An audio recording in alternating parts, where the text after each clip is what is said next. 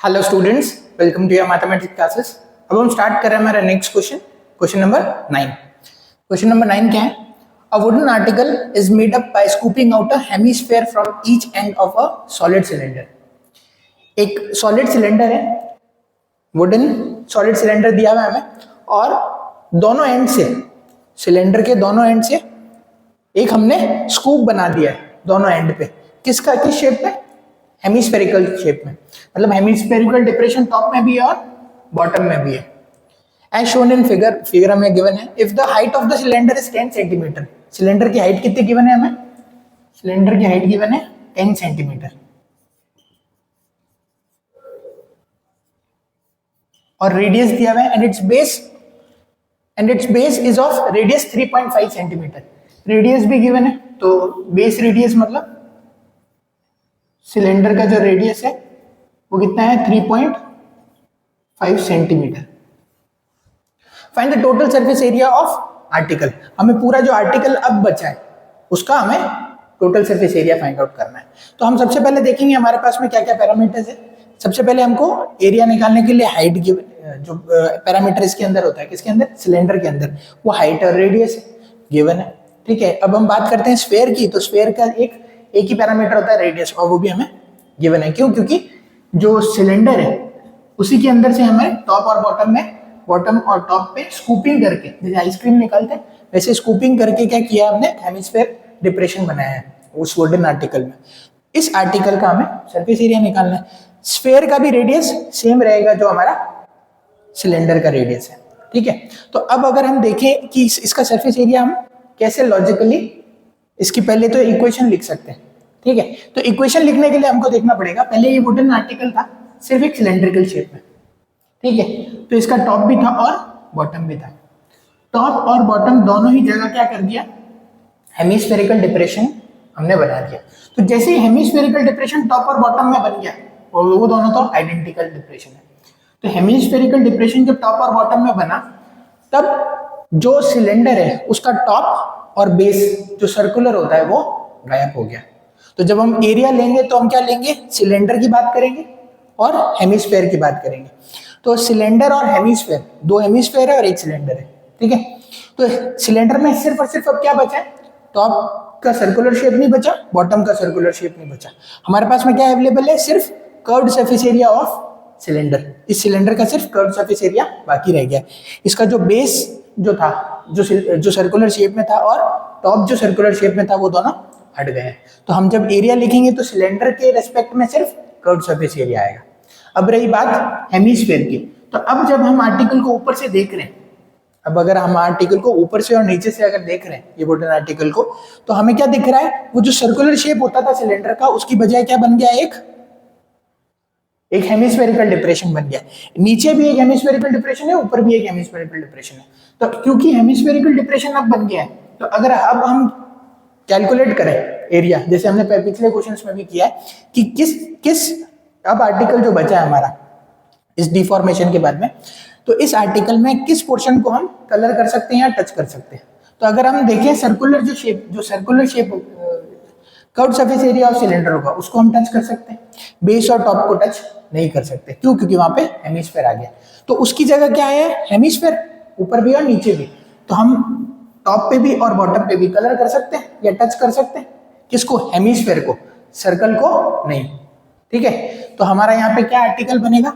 हमें निकालना है total surface, find the total surface area of article. Surface area, total surface area of article equals to, तो हम क्या लेंगे? कर्व्ड सरफेस एरिया, जिसको हम टच या कलर कर सकते हैं। Curved surface area of cylinder plus हमारे पास में, अच्छा, ऊपर जो एरिया बना है ना वो हेमिस्फीयर, अगर ऊपर से देखेंगे तो हम टच या कलर किसको कर सकते हैं? नीचे भी और ऊपर भी आइडेंटिकल है। ऊपर भी और नीचे भी कलर कर सकते हैं या टच कर सकते हैं। किस एरिया को? हेमिस्फेरिकल एरिया को, जो कि सर्कुलर था पहले। स्कूप कर दिया हेमिस्फीयर का, तो क्या मिला? Hemispherical depression.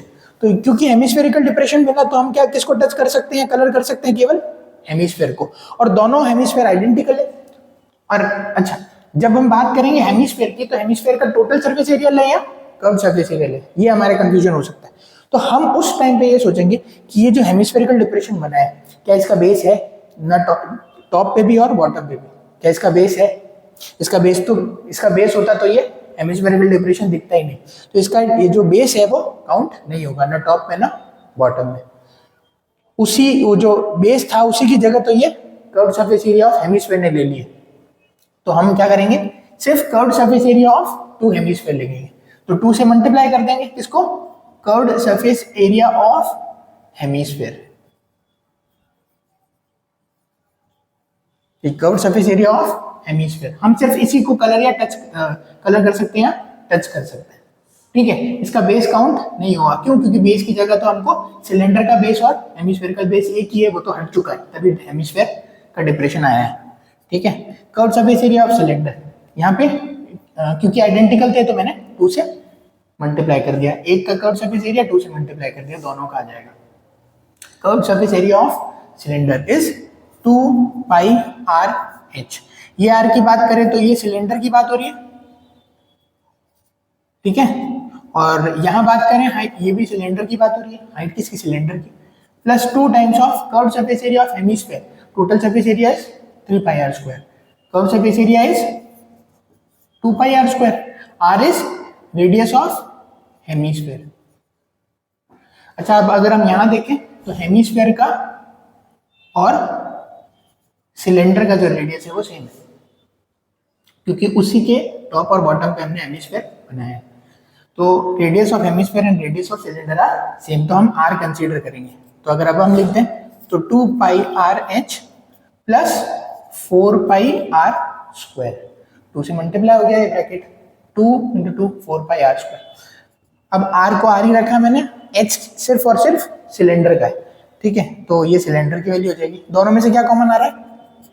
2 पाई आर दोनों टर्म्स में से कॉमन आ गया। क्या बचा? एच प्लस 2 पाई आर चला गया, 2 आर। 2 इंटू वैल्यूज रख देते हैं। पाई की वैल्यू 22/7, आर की वैल्यू कितनी है हमारी?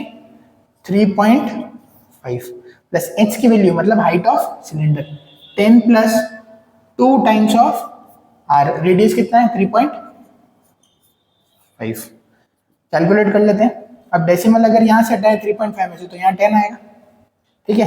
7 5 जा 35, 5 2 जा 10, ये 5 10 से कैंसिल हुआ, 2 आया, 2 2 से कैंसिल हुआ, ये बोल रहे थे।